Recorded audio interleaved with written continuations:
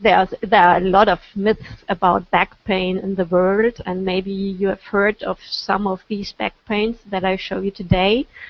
And I really want to get away from this. I really want to clear this out because this is not the truth. So the first thing is the spine is a fragile thing.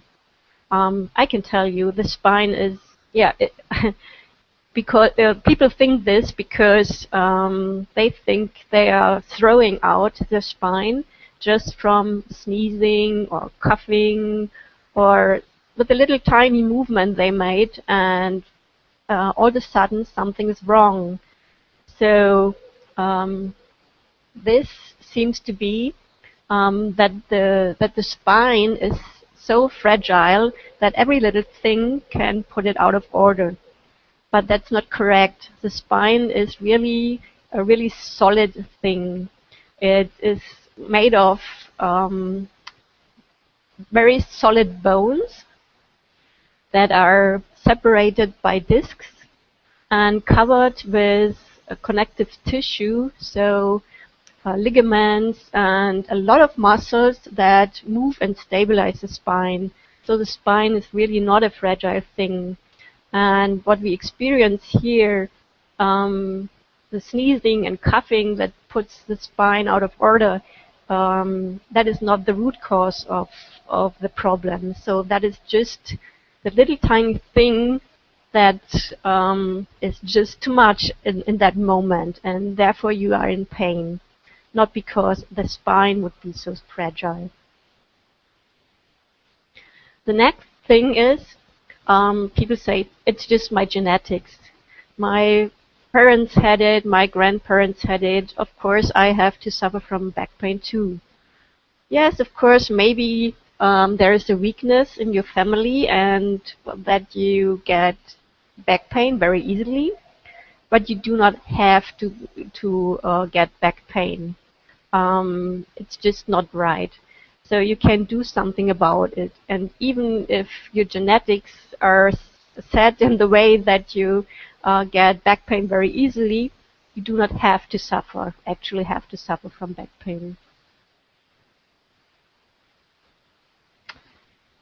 So another thing is doctors often cannot find something that is wrong because doctors just have their MRI and their X-ray, and not everything is shown on the MRI or the X-ray.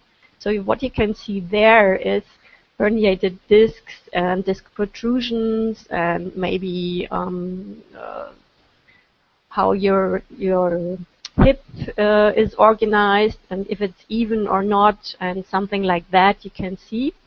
You can see the bones actually, but what you cannot see are the tissues. So the muscle and connective tissue you cannot see. And here are a lot of tensions, and these tensions are actually responsible for what's going on in your spine and for the damage that you can see there. So if doctors say there's nothing wrong and you have just a psychological problem and it's all in your brain, so that is not right. Don't believe that. Another myth is saying, so the best thing you can do when you suffer from back pain is to rest and to move as little as possible to just not hurt your back. But this is wrong too, I can tell you. The worst thing that you can do is to rest all the time, because what you do is you immobilize your spine even more and more, and over time your problem gets bigger and bigger, because our bodies are made for movement and not for resting. And of course, in the very first day when you have acute pain, you may have to rest for 1 day or maybe for 2 days. And if it's really worse, maybe for 3 days. but then you should go up and move your body.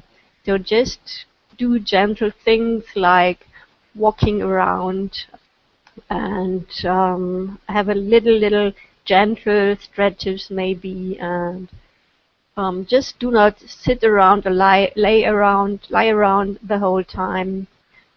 Go and move your body. It's meant to do that, and it helps. Yes, and the last myth I want to get rid of is that back pain is a normal part of aging. This is definitely not the case.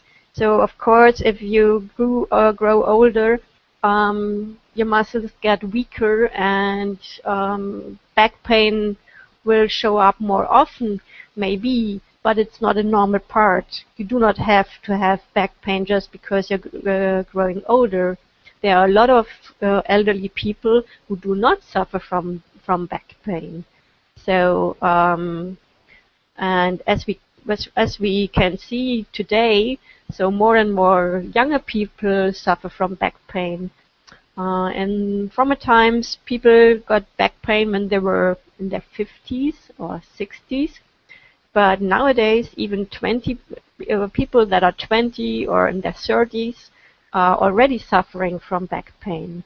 And this does not have to do anything with aging. So, what to do with the pain? What I want you need to know is pain never is the problem. Pain is just a symptom. It's the communication of your body saying that something is wrong. So treating the pain will not help you long lasting. You need to find the underlying cause and work on this, and then you will get pain free for lasting,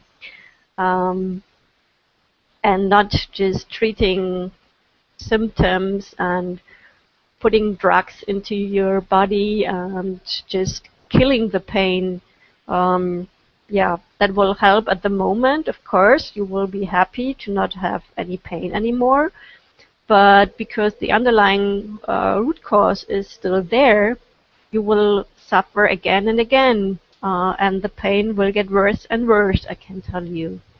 So better to see what is wrong here, to find out, and then to do something against this.